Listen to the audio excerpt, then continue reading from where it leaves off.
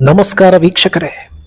ರಾಮ ಮಂದಿರ ಅನ್ನೋದು ಭಾರತೀಯರ ಶತಮಾನದ ಕನಸು ಅನ್ನೋದು ಗೊತ್ತಿರೋ ವಿಚಾರವೇ. ಪ್ರಧಾನಿ ಮೋದಿ ನೇತೃತ್ವದ ಸರ್ಕಾರ ಅಧಿಕಾರದಲ್ಲಿರುವಾಗ ರಾಮ ಮಂದಿರ ಆಗ್ತಾ ಇದೆ ಅನ್ನೋದು ಕೂಡ ಗೊತ್ತಿರೋ ವಿಚಾರವೇ. ಆದ್ರೆ ಇದೇ ಮೋದಿ ರಾಮ ಮಂದಿರಕ್ಕಾಗಿ ಸಂಕಲ್ಪ ತೊಟ್ಟಿದ್ರು ಅನ್ನೋ ವಿಚಾರ ಹಲವರಿಗೆ ಗೊತ್ತಿಲ್ಲ. ಹೌದು, ರಾಮ ಮಂದಿರ ನಿರ್ಮಾಣ ನಿರ್ಧಾರವನ್ನ ಮೋದಿ ಪ್ರಧಾನಿ ಪಟ್ಟಕ್ಕೇರಿದ ನಂತರ ತೆಗೆದುಕೊಂಡಿದ್ದಲ್ಲ. ಇದು ಸ್ವತಃ ಮೋದಿಗೂ ದಶಕಗಳ ಕನಸು. ಇನ್ಫ್ಯಾಕ್ಟ್ ಇಂದು ಪ್ರಧಾನಿ ಹುದ್ದೆಯಲ್ಲಿರೋ ಮೋದಿ ರಾಜಕೀಯ ಆರಂಭಕ್ಕೂ ಮುನ್ನವೇ ರಾಮ ಮಂದಿರ ನಿರ್ಮಾಣದ ಸಂಕಲ್ಪವನ್ನ ತೊಟ್ಟಿದ್ರು ಅನ್ನೋದು ಬಹಳಷ್ಟು ಜನಕ್ಕೆ ಗೊತ್ತಿಲ್ಲ. ಹಾಗಿದ್ರೆ ಪ್ರಧಾನಿ ಮೋದಿಗೆ ಈ ರಾಮ ಮಂದಿರದ ಕನಸು ಚಿಗುರೊಡೆದಿದ್ ಯಾವಾಗ? ಅಂದಿನ ಕಾಲದಲ್ಲಿ ರಾಮ ಮಂದಿರಕ್ಕಾಗಿ ಮೋದಿ ಏನೇನೆಲ್ಲ ಮಾಡಿದ್ರು? ಮೋದಿ ಭಾಷಣಗಳು ರಾಮ ಭಕ್ತರನ್ನ ದೊಡ್ಡ ಸಂಖ್ಯೆಯಲ್ಲಿ ಒಗ್ಗೂಡಿಸ್ತಾ ಇದ್ದಿದ್ದು ಹೇಗೆ? ಕೋರ್ಟ್ ಕೇಸ್ನಿಂದ ಹಿಡಿದು ಉದ್ಘಾಟನೆ ದಿನದವರೆಗೆ ರಾಮ ಮಂದಿರದ ಜರ್ನಿ ಹೇಗಿತ್ತು? ಇವೆಲ್ಲವನ್ನ ಒನ್ ಬೈ ಒನ್ ಹೇಳ್ತಾ ಹೋಗ್ತೀವಿ. ಈ ವಿಡಿಯೋವನ್ನ ತಪ್ಪದೆ ಕೊನೆ ತನಕ ನೋಡಿ. ಹಾಗೆ ಮೀಡಿಯಾ ಮಾನ್ಸ್ಟರ್ ಚಾನಲ್ ಅನ್ನ ತಪ್ಪದೆ ಸಬ್ಸ್ಕ್ರೈಬ್ ಮಾಡಿ. ಎಸ್, ಇದೇ ಜನವರಿ 22ರಂದು ಪ್ರಧಾನಿ ಮೋದಿ ಅಯೋಧ್ಯ ರಾಮ ಮಂದಿರವನ್ನ ಉದ್ಘಾಟನೆ ಮಾಡ್ತಾ ಇದ್ದಾರೆ. ಈ ವಿಚಾರ ಕಿವಿಗೆ ಬಿದ್ದಾಕ್ಷಣ ನಾನಾ ರೀತಿಯ ಚರ್ಚೆ ಆಗುತ್ತೆ. ಆ ಪೈಕಿ ಒಂದು ವಿಚಾರ ಅಂದ್ರೆ ಪ್ರಧಾನಿ ಮೋದಿಯೇ ಯಾಕೆ ಉದ್ಘಾಟನೆ ಮಾಡ್ತಾ ಇರೋದು ಅಂತ. ಅರ್ಥಾತ್ ರಾಮ ಮಂದಿರಕ್ಕಾಗಿ ಶ್ರಮಿಸಿದವರು ಹಲವರಿದ್ರು, ವೈ ಮೋದಿ ಅಂತ. ಖಂಡಿತ ರಾಮ ಮಂದಿರಕ್ಕಾಗಿ ಅಸಂಖ್ಯಾತ ಕೈಗಳು ಶ್ರಮಿಸಿವೆ. ಸಂಘ ಪರಿವಾರ ಹಾಗೂ ಬಿಜೆಪಿಯ ಹಲವು ಹಿರಿಯರ ಪಾತ್ರ ರಾಮ ಮಂದಿರದ ಹಿಂದಿದೆ. ಆದ್ರೆ ಇದೆಲ್ಲದಕ್ಕಿಂತ ಮುಖ್ಯವಾಗಿ ರಾಮ ಮಂದಿರ ನಿರ್ಮಾಣದ ಹಿಂದೆ ನರೇಂದ್ರ ಮೋದಿ ಅವರದ್ದೇ ಒಂದು ಪ್ರತ್ಯೇಕ ಟ್ರ್ಯಾಕ್ ರೆಕಾರ್ಡ್ ಇದೆ. ಅದು ಮೋದಿ ರಾಜಕೀಯಕ್ಕೂ ಮುನ್ನವೇ ಆರಂಭವಾಗಿತ್ತು. ಒಂದಲ್ಲ ಎರಡಲ್ಲ, ಇಂದಿಗೆ ಸರಿಸುಮಾರು 35 ವರ್ಷಗಳ ಹಿಂದಿನ ಕನಸು, 3.5 ದಶಕಗಳ ಹಿಂದಿನ ಶಪಥ ಈಗ ಈಡೇರ್ತಾ ಇದೆ. ರಾಮ ಮಂದಿರ ಸಂಕಲ್ಪದ ಆರಂಭದಿಂದ ಉದ್ಘಾಟನೆವರೆಗೆ ಪ್ರಧಾನಿ ಮೋದಿ ರಾಜಕೀಯವನ್ನ 4 ರೀತಿಯಲ್ಲಿ ವಿಂಗಡಿಸಬಹುದು. ಅದೇನಂದ್ರೆ ಸ್ವಯಂ ಸೇವಕ, ಕಾರ್ಯಕರ್ತ, ಮುಖ್ಯಮಂತ್ರಿ ಹಾಗೂ ಪ್ರಧಾನಮಂತ್ರಿ ಅಂತ. ಹೌದು, ಅದು 1970ರ ಕಾಲಘಟ್ಟ. ಆಗ ಸ್ವಯಂ ಸೇವಕರಾಗುವ ಮೂಲಕ ಸಾಮಾಜಿಕ ಜೀವನದಲ್ಲಿ ಆಕ್ಟಿವ್ ಆಗ್ತಾರೆ ನರೇಂದ್ರ ಮೋದಿ. ಆ ಸಂದರ್ಭದಲ್ಲಿ ಭಾರತೀಯ ಸಂಸ್ಕೃತಿ ಹಾಗೂ ಜನರನ್ನ ಒಗ್ಗೂಡಿಸೋ ಸಲುವಾಗಿ ನಡೀತಾ ಇದ್ದ ದೊಡ್ಡ ದೊಡ್ಡ ಯಾತ್ರೆಗಳಲ್ಲಿ ಪಾಲ್ಗೊಳ್ತಾ ಇರ್ತಾರೆ ನರೇಂದ್ರ ಮೋದಿ. ಈ ಯಾತ್ರೆಗಳು ಒಗ್ಗೂಡಿಸುವಿಕೆಗೆ ದೊಡ್ಡ ತಿರುವು ಸಿಗೋದು 1989ರಲ್ಲಿ. ಹೌದು, ಇದು ರಾಮ ಭಕ್ತರು ಎಂದೂ ನೆನಪಿಟ್ಟುಕೊಳ್ಳಬೇಕಾದ ವರ್ಷ ಅಂದ್ರೆ ತಪ್ಪಾಗ್ಲಿಕ್ಕಿಲ್ಲ. ಯಾಕಂದ್ರೆ ಅದೇ ವರ್ಷ ರಾಮಶಿಲಾ ಪೂಜಾ ಅನ್ನೋ ಅಭಿಯಾನವೊಂದು ಆರಂಭವಾಗುತ್ತೆ. ಆಗ ಈ ಅಭಿಯಾನವನ್ನ ದೊಡ್ಡ ಮಟ್ಟದಲ್ಲಿ ತೆಗೆದುಕೊಂಡು ಹೋಗುವಲ್ಲಿ ಕಾರ್ಯಕರ್ತರಾಗಿ ಮೋದಿ ಪಾತ್ರ ದೊಡ್ಡದಿರುತ್ತೆ. ಈ ಅಭಿಯಾನದ ಸಲುವಾಗಿ ಹಳ್ಳಿಗಳಿಗೆ ಯಾತ್ರೆಗಳನ್ನ ಕೈಗೊಳ್ಳಲಾಗುತ್ತೆ. ರಾಮ ಮಂದಿರ ನಿರ್ಮಾಣಕ್ಕೆ ಇಟ್ಟಿಗೆಗಳನ್ನ ಸಂಗ್ರಹಿಸಲಾಗುತ್ತೆ. ಆಗ ರಾಮ ಮಂದಿರ ಆಂದೋಲನ ಅನ್ನೋದು ಇನ್ನೊಂದು ಹಂತಕ್ಕೆ ತಲುಪಿದಂತಾಗುತ್ತೆ. ಇದರ ಮುಂದಿನ ವರ್ಷ ಅಂದ್ರೆ 1990 ಮೋದಿ ಜೀವನಕ್ಕೆ ದೊಡ್ಡ ತಿರುವು ನೀಡಿದ ವರ್ಷ ಅಂದ್ರೆ ತಪ್ಪಾಗ್ಲಿಕ್ಕಿಲ್ಲ. ರಾಮ ಮಂದಿರ ನಿರ್ಮಾಣ ವಿಚಾರದಲ್ಲಿ ಮೋದಿಯ ಭಾಷಣಗಳು ದೊಡ್ಡ ಮಟ್ಟದಲ್ಲಿ ಸದ್ದು ಮಾಡುತ್ತವೆ. ಲೋಕ್ ಅದಾಲತ್ ಮಾ ಅಯೋಧ್ಯ ಅನ್ನೋ ಕಾನ್ಸೆಪ್ಟ್ ನಲ್ಲಿ ಮಾಡಿದ್ದ ಮೋದಿ ಭಾಷಣ ರಾಮ ಭಕ್ತರಲ್ಲಿ ಸಂಚಲನ ಮೂಡಿಸುತ್ತೆ. ಆ ಭಾಷಣದ ಕ್ಯಾಸೆಟ್ಗೆ ಭಾರಿ ಡಿಮ್ಯಾಂಡ್ ಉಂಟಾಗುತ್ತೆ. ಮತ್ತೆ ಮತ್ತೆ ಅದೇ ಭಾಷಣವನ್ನ ಕೇಳಿ ಒಗ್ಗೂಡ್ತಾರೆ ರಾಮ ಭಕ್ತರು. ಅದೇ ವರ್ಷ ನಡೆಯೋ ಸೋಮನಾಥ ಅಯೋಧ್ಯ ಯಾತ್ರೆ ಕೂಡ ಮೋದಿ ರಾಮ ಮಂದಿರ ಸಂಕಲ್ಪಕ್ಕೆ ಮೈಲಿಗಲ್ಲು ಅಂದ್ರೆ ತಪ್ಪಾಗ್ಲಿಕ್ಕಿಲ್ಲ. ಬಿಜೆಪಿಯ ಭೀಷ್ಮ ಹಾಗೂ ಬಿಜೆಪಿಯ ಫೈರ್ ಬ್ರ್ಯಾಂಡ್ ಅಂತಲೇ ಹೆಸರಾಗಿದ್ದ ಲಾಲ್ ಕೃಷ್ಣ ಅಡ್ವಾಣಿ ನೇತೃತ್ವದಲ್ಲಿ ಈ ರಥಯಾತ್ರೆ ನಡೆಯುತ್ತೆ. ಆ ಹೊತ್ತಿಗಾಗಲೇ ನರೇಂದ್ರ ಮೋದಿ ಗುಜರಾತ್ ಬಿಜೆಪಿಯ ಜನರಲ್ ಸೆಕ್ರೆಟರಿ ಆಗಿರ್ತಾರೆ. ಈ ರಥಯಾತ್ರೆಯಲ್ಲಿ ಮೋದಿ ತೊಡಗಿಸಿಕೊಂಡ ರೀತಿ ದೊಡ್ಡ ಮಟ್ಟದಲ್ಲಿ ಅವರ ಹೆಸರು ಚರ್ಚೆ ಆಗೋದಕ್ಕೆ ದಾರಿ ಮಾಡಿಕೊಡುತ್ತೆ. ಗುಜರಾತ್ನ ಸುಮಾರು 600 ಹಳ್ಳಿಗಳಲ್ಲಿ ಈ ರಥಯಾತ್ರೆ ಸಾಗುತ್ತೆ. ಈ ಮಧ್ಯೆ ನವರಾತ್ರಿ ವೇಳೆ ಮೋದಿ ಉಪವಾಸವನ್ನು ನಡೆಸ್ತಾರೆ. ನೀರನ್ನ ಬಿಟ್ಟು ಬೇರೇನನ್ನು ಸ್ವೀಕರಿಸೋದಿಲ್ಲ. ಯಾತ್ರೆಯ ಜೊತೆಗೆ ಸಭೆ ಸಮಾವೇಶಗಳನ್ನು ಕೂಡ ನಡೆಸಲಾಗ್ತಾ ಇರುತ್ತೆ. ಆ ಹೊತ್ತಿಗೆ ಈ ಸಮಾವೇಶಗಳಿಗೆ ದೊಡ್ಡ ಸಂಖ್ಯೆಯಲ್ಲಿ ಜನರು ಹರಿದು ಬರೋದಕ್ಕೆ ಶುರು ಮಾಡ್ತಾರೆ. ಸೋಮನಾಥ ಅಯೋಧ್ಯ ರಥಯಾತ್ರೆಗೆ ದಿನದ 18 ಗಂಟೆಗಳ ಕಾಲ ಮೋದಿ ಶ್ರಮಿಸಿರ್ತಾರೆ.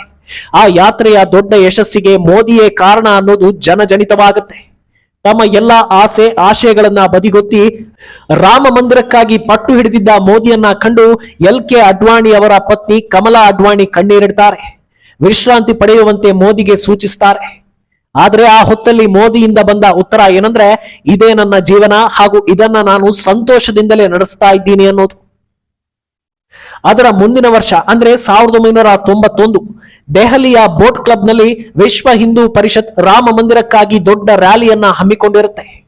ದೇಶದ ದೊಡ್ಡ ದೊಡ್ಡ ಧಾರ್ಮಿಕ ಮುಖಂಡರು, ಆಧ್ಯಾತ್ಮ ಚಿಂತಕರು, ರಾಮ ಭಕ್ತರು ಸೇರಿ ಸಹಸ್ರಾರು ಸಂಖ್ಯೆಯಲ್ಲಿ ಆ ಸಮಾವೇಶಕ್ಕೆ ಜನರು ಆಗಮಿಸಿರ್ತಾರೆ.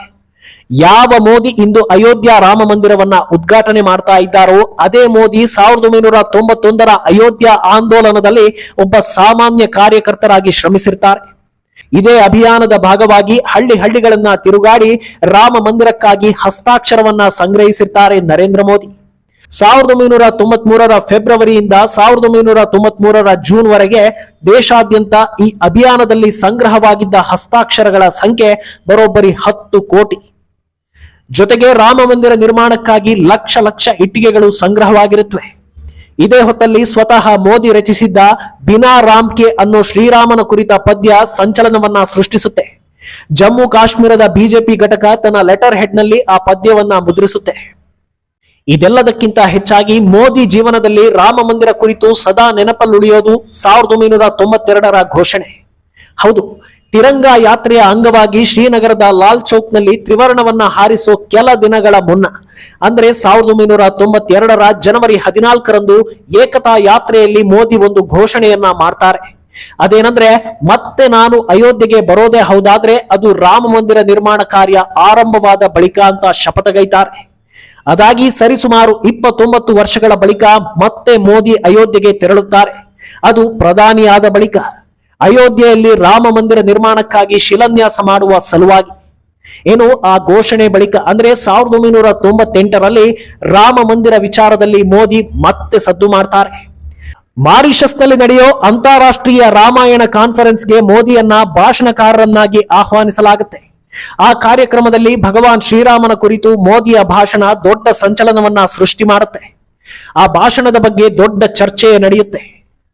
ಬಳಿಕ 2001ರಿಂದ 2014 ಅಂದ್ರೆ ನರೇಂದ್ರ ಮೋದಿ ಗುಜರಾತ್ನ ಮುಖ್ಯಮಂತ್ರಿಯಾಗಿದ್ದ ಸಂದರ್ಭದಲ್ಲೂ ರಾಮ ಮಂದಿರ ವಿಚಾರದಲ್ಲಿ ಬೆಂಬಲವನ್ನ ಸೂಚಿಸ್ತಾ ಬರ್ತಾರೆ. ದೇಶದಲ್ಲಿ ಒಗ್ಗಟ್ಟು ಹಾಗೂ ಸಹಬಾಳ್ವೆ ಇನ್ನಷ್ಟು ಗಟ್ಟಿಯಾಗಬೇಕು ಅಂದ್ರೆ ಅದು ರಾಮ ಮಂದಿರ ನಿರ್ಮಾಣದಿಂದ ಮಾತ್ರ ಸಾಧ್ಯ ಅನ್ನೋದನ್ನ ಪ್ರತಿಪಾದಿಸ್ತಾ ಬರ್ತಾರೆ. ಪ್ರಧಾನಿ ಅಭ್ಯರ್ಥಿಯಾಗಿ ಆಯ್ಕೆಯಾದ ಬಳಿಕವೂ ಇದೇ ನಿಲುವಿಗೆ ಬದ್ಧರಾಗಿರ್ತಾರೆ ಮೋದಿ. 2014ರ ಬಿಜೆಪಿ ಪ್ರಣಾಳಿಕೆಯಲ್ಲಿ ರಾಮ ಮಂದಿರ ನಿರ್ಮಾಣ ಆಗಲಿದೆ ಅನ್ನೋ ಅಂಶ ಇಡೀ ರಾಮ ಭಕ್ತರು ಹಾಗೂ ಭಾರತೀಯರ ಕಣ್ಣರಳುವಂತೆ ಮಾಡುತ್ತೆ. 2019ರ ನವೆಂಬರ್ 9ರಂದು ಸುಪ್ರೀಂ ಕೋರ್ಟ್ನಿಂದ ಬಂದ ತೀರ್ಪು ವಿವಾದಿತ ಜಾಗ ರಾಮ ಮಂದಿರದ ಪರವಾಗಿರುತ್ತೆ. ರಾಮ ಜನ್ಮಭೂಮಿ ನ್ಯಾಸ್ಗೆ ಮಂದಿರ ನಿರ್ಮಾಣ ಮಾಡಬಹುದು ಅನ್ನೋ ತೀರ್ಪನ್ನ ಸರ್ವೋಚ್ಚ ನ್ಯಾಯಾಲಯ ನೀಡುತ್ತೆ. ಆದ್ರೆ ಇದರ ಜೊತೆಗೆ ಎದುರು ಪಕ್ಷಕ್ಕೆ ಸರಿಯಾದ ಹಾಗೂ ಸೂಕ್ತವಾದ ಜಾಗವನ್ನ ಸರ್ಕಾರ ನೀಡಬೇಕು ಅಂತಲೂ ಕೋರ್ಟ್ ಸೂಚಿಸಿರುತ್ತೆ.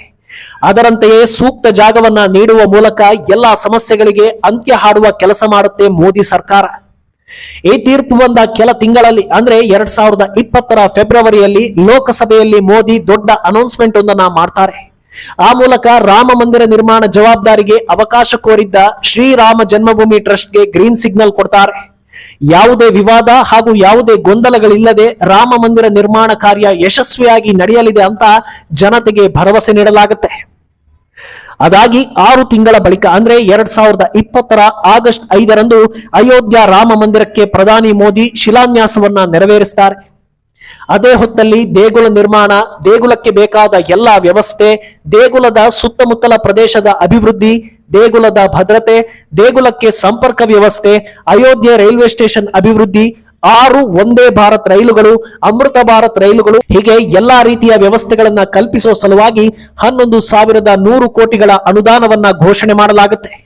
ಇದೀಗ ಎಲ್ಲಾ ಸವಾಲುಗಳ ಬಳಿಕ ರಾಮ ಮಂದಿರ ಅನ್ನೋ ರಾಮ ಭಕ್ತರ ಕನಸು ಅಂತಿಮ ಹಂತಕ್ಕೆ ಬಂದು ತಲುಪಿದೆ. ಇದೇ ತಿಂಗಳ 22ರಂದು ಪ್ರಧಾನಿ ಮೋದಿ ಅಯೋಧ್ಯ ಭವ್ಯ ರಾಮ ಮಂದಿರವನ್ನ ಉದ್ಘಾಟನೆ ಮಾಡಲಿದ್ದಾರೆ.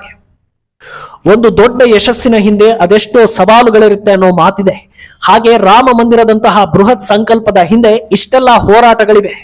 ಸ್ವಯಂ ಸೇವಕನಿಂದ ಹಿಡಿದು ಪ್ರಧಾನಿವರೆಗೆ ಎಲ್ಲಾ ಹಂತದಲ್ಲೂ ನರೇಂದ್ರ ಮೋದಿ ರಾಮ ಮಂದಿರಕ್ಕಾಗಿ ಅಪಾರ ಕೊಡುಗೆ, ಶ್ರಮವನ್ನ ನೀಡಿದ್ದಾರೆ. ಈ ಬಗ್ಗೆ ನಿಮ್ಮ ಅಭಿಪ್ರಾಯ ಏನು ಅನ್ನೋದನ್ನ ತಪ್ಪದೆ ಕಾಮೆಂಟ್ ಮೂಲಕ ತಿಳಿಸಿ.